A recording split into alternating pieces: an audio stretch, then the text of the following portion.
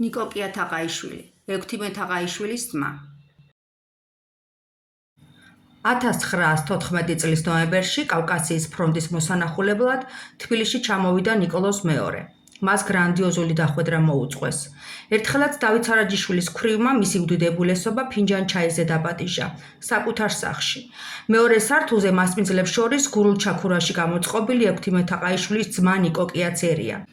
ის დრაგუნსკი პოლკში იყო ნამსახური მეფის კარზეც და მას ვინარ შეამჩნევდა დღესაკ ჩაქურაში გამოწყებულს, ისედაც მაღალი კაცი კიდევ უფრო ტანადი ჩანდა.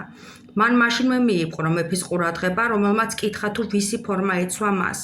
ეტა გურულსკოე გოსუდარ, ეს გურულია ხელმწიფე უპასუხა ნიკოკიამ და მიუთითა იმერეთის თავადაზნაურების მარშალზე. ტო იმერეტისკოე, ტოჟე იმეიუ ადევაიუ. ეს იმერულია, ესეც მაქვს და ვიცმევ. მეფემ პორტსიგარით პაპიროსი მიაწოდა ნიკოკიას, მან კი უპასუხა: სპასიბა გოსუდარ, იანე კურიცა, მადლობა ხელმწიფე, მე ქათამი არ ვარ. უნდოდა ეთქვა იანე კურიუ, არ ვეწევიო. ექვთიმე თაყაიშვილი ამბობდა ძმის შესახებ, 25 წელი რუსებთან მსახურობდა და რუსული ვერ ისწავლაო.